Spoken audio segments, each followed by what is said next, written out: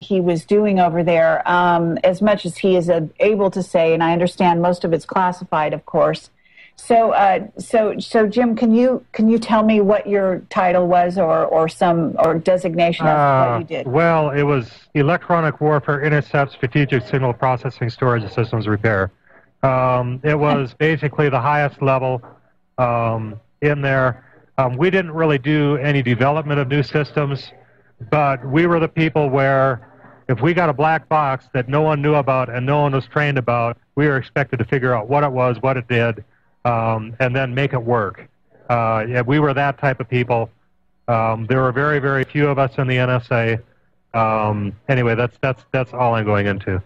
Okay, I appreciate that. Would you consider? And then, and then afterwards, it's important for people to know that after I got out, I went to work in industry, and the controllers and the automated systems, and I was very well acquainted with the type of control systems that were out at Fukushima.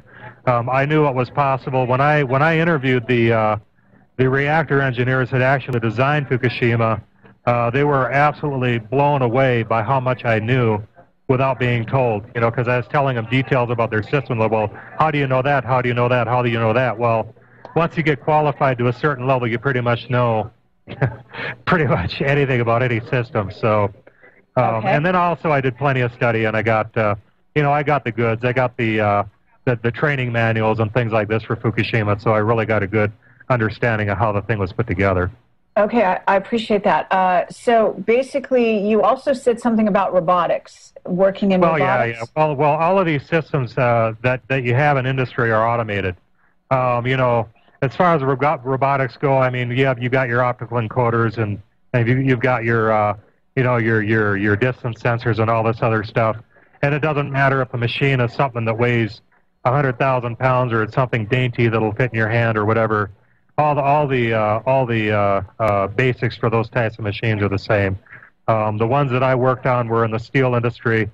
Automatic feeders for getting the exact amounts of right materials added, to get in the right position on a crucible so it wouldn't spill. There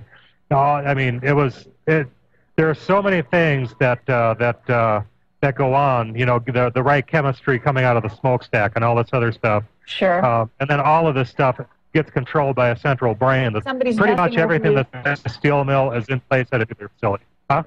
Okay, yeah. It looks like your sound is being messed with a little bit here.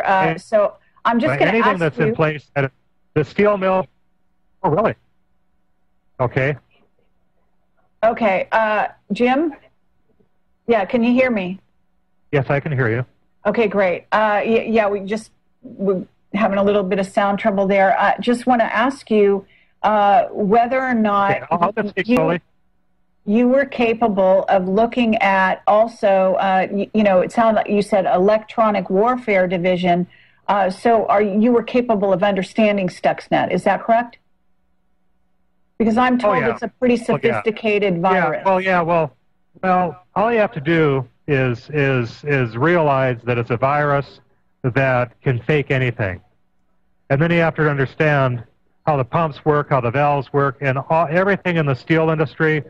When you're dealing with a big blast furnace or a big cube op or a big thing that can explode if it doesn't get its cooling water, all the same safety systems are in place. The battery backups, the backup generators, a steel mill will explode, loses power, and things go down. If it loses power and things go down, it's a very, very similar type danger and a similar type setup, except when things do explode at a steel mill, you don't have this mess to deal with. And okay, I never had an explosion. Okay.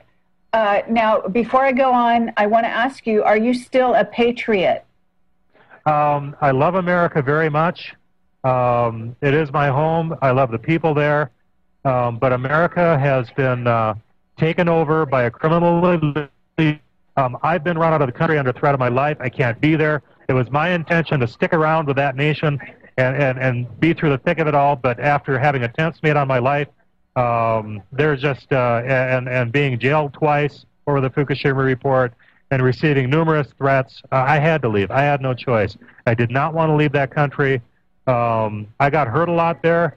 A lot of people are getting hurt right now in America, but you got to realize, those of you who are suffering and have been hurt by the various systems in that country, that this is not the American system that's in place there. What we have in place in America is a system that a conquering nation, a conquering people have put in place to slam that nation into the ground and destroy it once and for all. That's what's happening there. And you have to realize you cannot really be angry with America. You have to be angry with the people who have usurped the power in that country and are putting it on a path to destruction. Yeah, I couldn't agree with you more. I appreciate that. I love my country, and I'm very sad that it had to go this way, but I can't be there anymore. I just can't. I hear you. Okay, Jim, what I want to do at this point... Okay, for a reference into what has happened to me, I've got that on my site. That story is there. If you go to the front page and you type the link, my experience with the Jewish community, all that stuff is on that page. All the death threats, everything that's happened to me is on that page. Okay. So if you want to go up, but it's a pretty big page and it's a pretty big distraction, and I prefer to stay on topic. Okay, no problem. So let's go back to topic now, and I appreciate you detailing your background a bit more there for people, because I really wanted them to understand just exactly who you are and how very capable you are. Let me ask you this before you start detailing a little more detail in terms of Fukushima. You have the ability from a technical standpoint to evaluate these systems. This has given you knowledge. Sounds like you've interviewed some people to do with the Fukushima disaster. Do you have insiders giving you information as well? I mean, where else are your sources coming from? The whole thing happened because I knew that Fukushima couldn't blow up. The way that the safety systems in the boiling water reactor setup are designed, you can take that system, rip all the generators out of it, rip the entire reactor and all of its associated passive safety systems and throw it in the ocean and bury it under 10,000 feet of water, and the thing will sit there and run safely until it rusts through. That's the way those systems are designed. One thing that I got, there are a couple of things that I learned in my interviews with these reactor engineers. They specifically stated that the Japanese were absolutely crazy about making their systems safe. And this guy, I can't give his name out because he wanted to be unnamed, who actually designed the reactors at Fukushima, he said that they went nuts with that facility. He said they put backup after backup after backup after backup in that facility to prevent any disaster from happening. And he said it was unnecessary. He said it was crazy. And he said the reason why they did it was because they knew that they were living on an island and they wanted every possible insurance they could have to make sure that they would have absolutely no problems with that facility. But fascinating. I mean, yeah, absolutely. But when you get a virus into a system that closes valves that are supposed to open automatically and forces them to stay shut, and then puts the control rods in and guns the reactor to max while all the turbines are offline, well, you're going to have major problems with that. And that's exactly what happened out at Fukushima. Okay, let's talk about the meltdown aspect of this, because it's not just one reactor, right? We're talking several. Yes, okay. Now what I want people to do is I fixed the links on the front page, and the links are also on the Fukushima page. I want you to click the link that says Fukushima from above, and I want to go over a couple of things here. This is the killer. These are classified photos that a concerned engineer posted to Pink Tentacle. They're still there. It's a big mistake. These are not supposed to be online. They're more detailed than anything you'll find anywhere. And if you look on the Fukushima from above photo, I got to get this. The Skype window is messing me up, and I can't. Oh, hold on. I got to get this. Okay. If you scroll to the Fukushima from above, on the upper left-hand corner, there is a box that says TEPCO stated that Reactor 4 was defueled and had no core in it, and was undergoing replacement of its internal shroud. All the wackos said it was enriching plutonium because it blew up. This picture clearly shows, and when you look at this picture, you can really clearly see it. And this is why these pictures are not out in the public. If you look in the upper right-hand corner of this facility where the first green arrow is pointing, you can see that there's a yellow dome sitting there with the cross-linked jib, you can see the jib that the crane hooks up to. That dome was off that reactor. And then you can look straight down at the throat of the reactor and see that it's completely empty, as TEPCO stated. Well, what this means then, these walls on this containment structure are more than 4 feet thick, solid concrete. So what blew them out? What on earth was in that facility? If the reactor didn't do it and the fuel pool couldn't do it, there's no way the fuel pool can do it. If the reactor didn't do it and hydrogen couldn't have done it, what did it? Why? So what we have here is Building 7 on 9/11, which collapsed at the World Trade Center even though nothing hit it. This is Fukushima's Building 7. You can jam it right down the throat of the official story. You can look at this picture. You know that it couldn't have blown up just by looking at what's here. This is the most damning picture out at Fukushima. It is absolute proof that they lie. Now, there's another picture. The other super high-resolution picture is Fukushima from the front. What I want people to look at here is Reactor 3. In the center of this picture, there's a box that says NHK, CNN, and others have refused to show you this. Why? Because Reactor 3's dome should be sitting here, and there's about 30 feet of empty air below that where there should be a reactor. Reactor 3 is blown away, and that is why they won't show you this.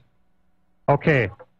Now, okay, so how, I mean, just, can you stop right there? So Reactor 3 is blown away by what? By the nuke? Yes, this one, building number 4, Reactor 4, when they got 2 nukes into this facility.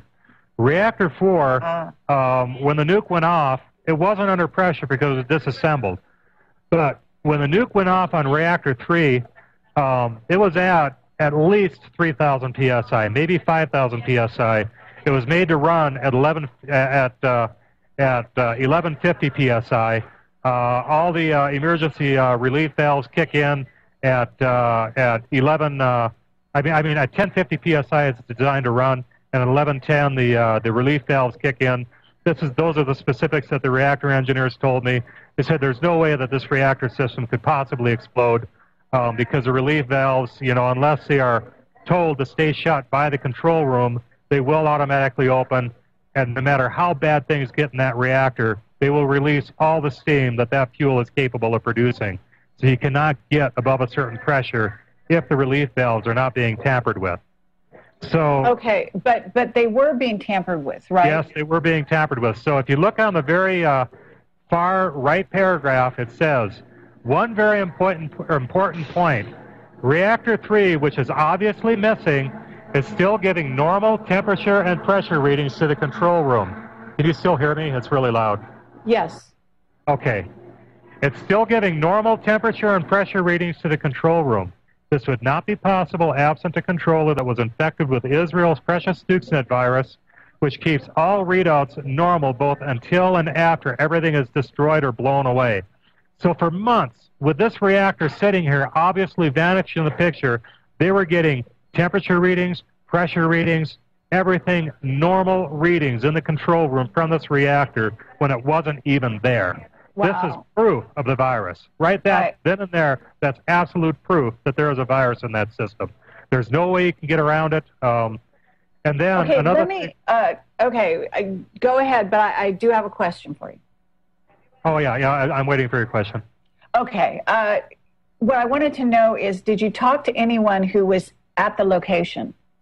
The only people that I have managed to get a hold of at the location only gave me one detail, and they said, and then I never heard from again. They said that immediately after the earthquake, there was a The so-called earthquake. We're going to have to come right back with Jim Stone in this fascinating... There was a small earthquake, but it wasn't a 9.0. I see. Okay, we'll be right back. There was something. Okay, all right.